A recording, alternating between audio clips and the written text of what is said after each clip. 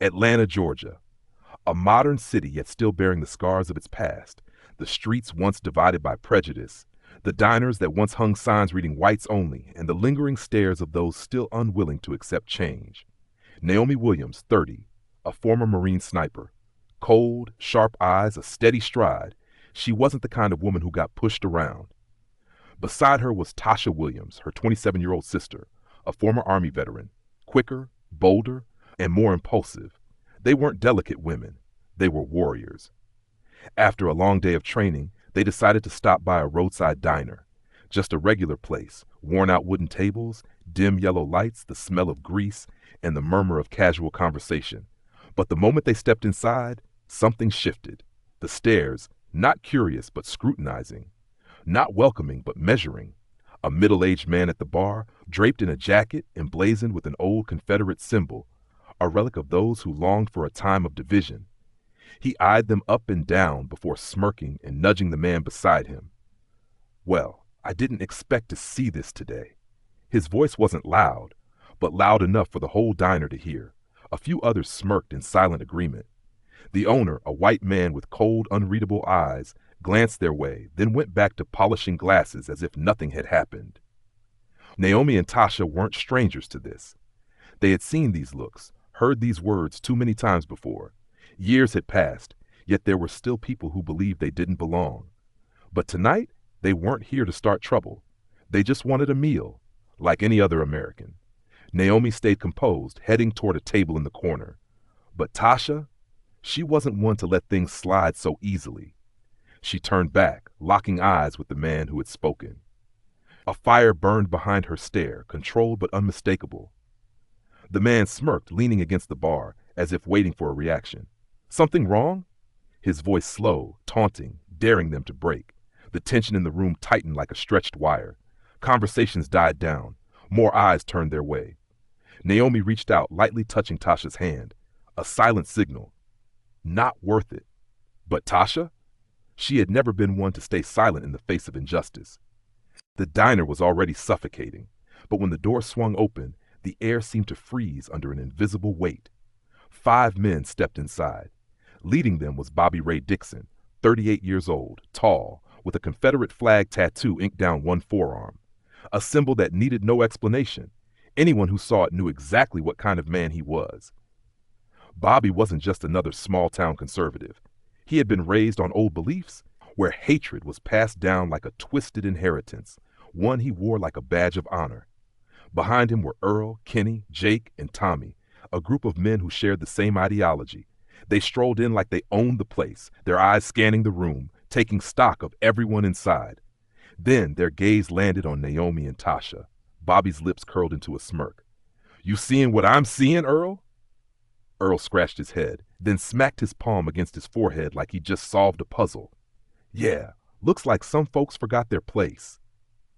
Bobby let out a sharp laugh, then grabbed a chair and slammed it against the floor. Bam! His men burst into laughter. The rest of the diner? Silent. Some people lowered their heads, pretending not to notice. Others smirked, silently approving. And the owner, he stood behind the counter, polishing glasses, making no move to intervene. Naomi didn't flinch. She had seen this before. Tasha, though, she was different.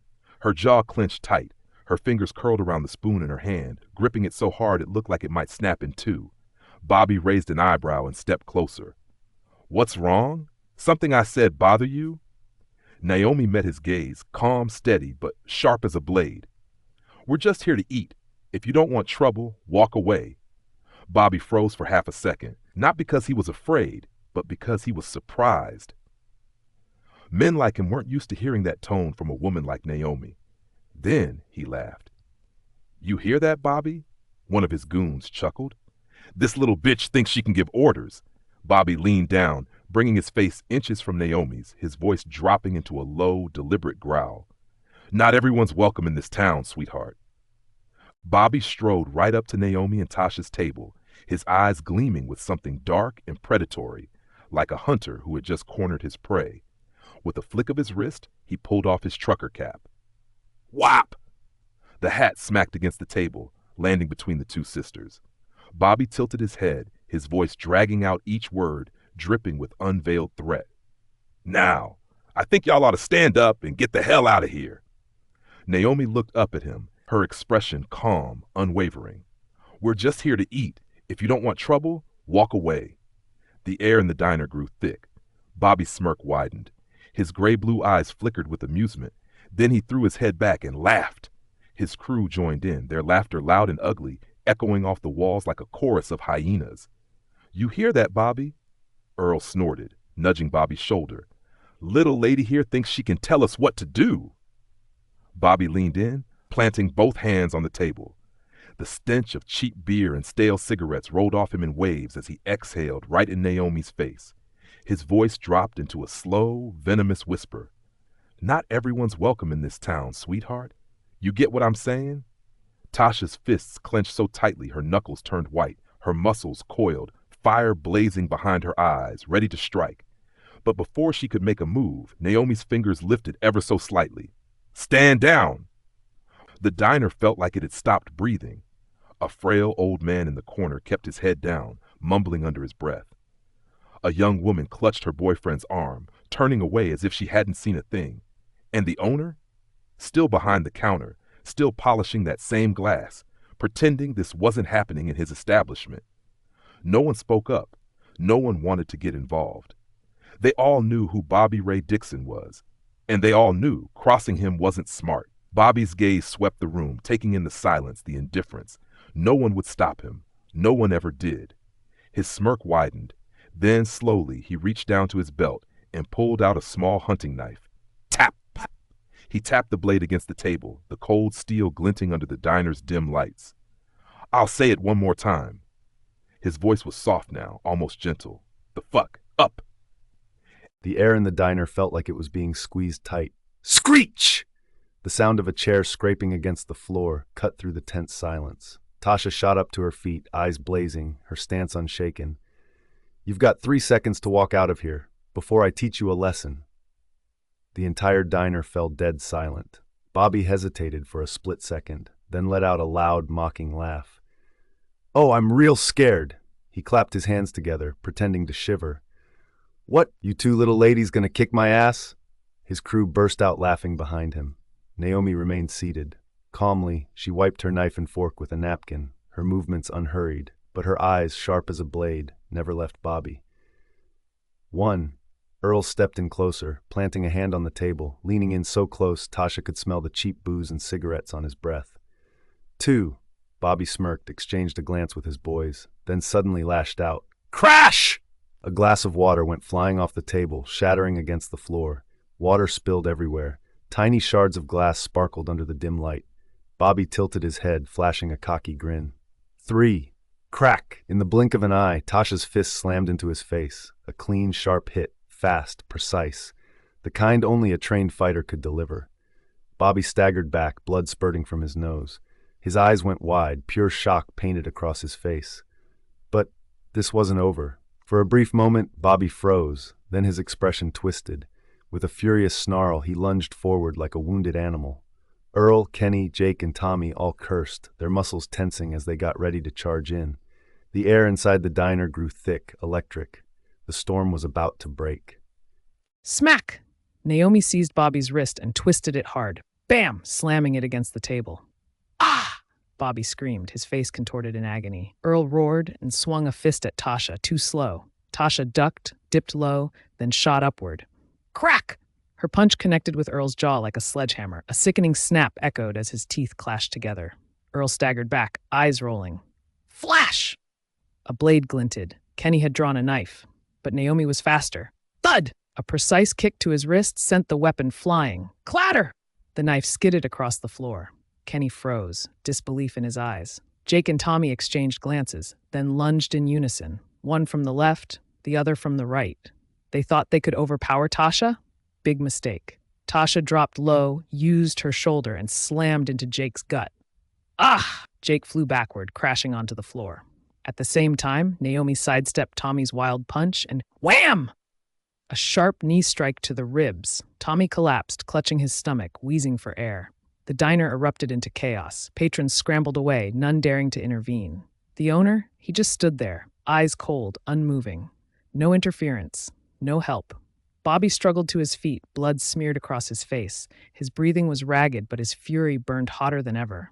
Then his voice, a venomous hiss. "You're gonna pay for this." His hand darted into his jacket. A flash of metal! A gun.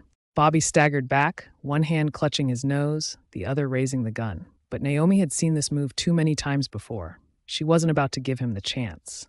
Swipe! In a blink, she seized his wrist and wrenched it backward. Snap! Bobby howled in pain as the gun slipped from his grasp.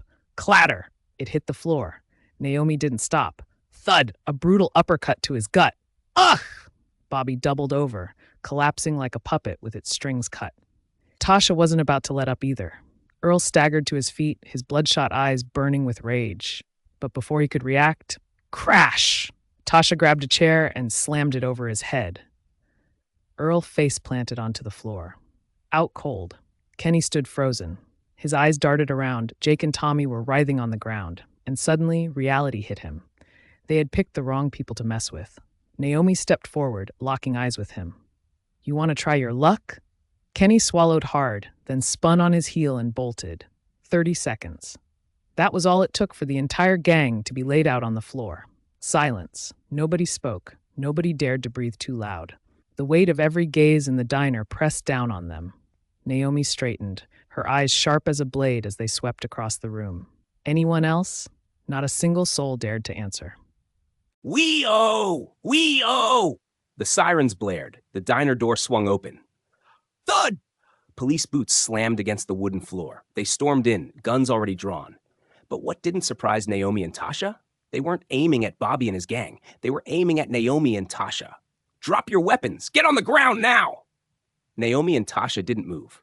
Bobby, still clutching his stomach in pain, let out a smug, wheezing laugh. I told you, he sneered. You people never win.